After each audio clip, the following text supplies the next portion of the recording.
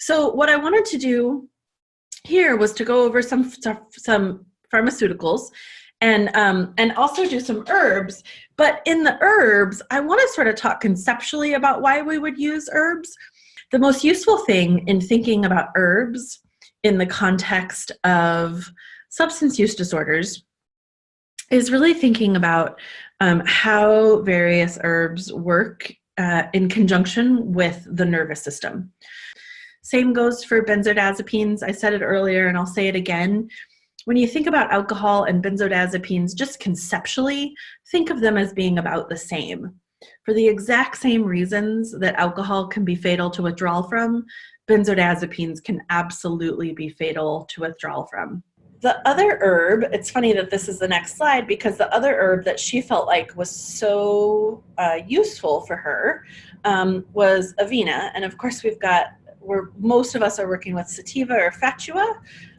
It's in the grass family and it's neurotrophic. And so when I say neurotrophic, what I mean is it's actually beneficial long-term.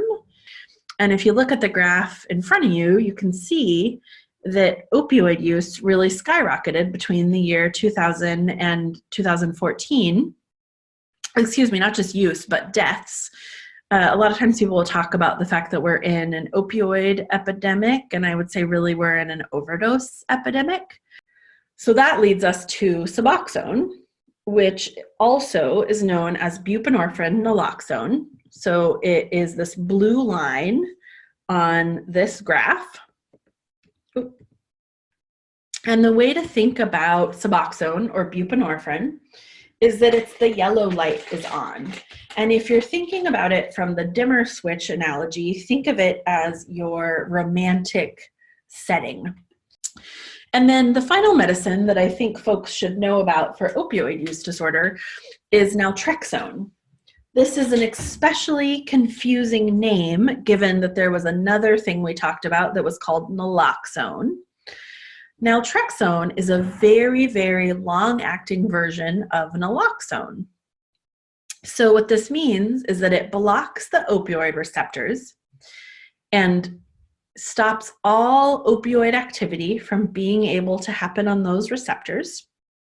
And the other one that I just wanted to talk about a little bit, although it's actually not for opioid use disorder, but it's gabapentin. In a lot of states, this is becoming a controlled substance for very good reason. It doesn't work on the opioid receptors at all, but it has a lot of evidence for treating alcohol use disorder, benzodiazepine use disorder, and also treating post-acute withdrawal for opioid use disorder.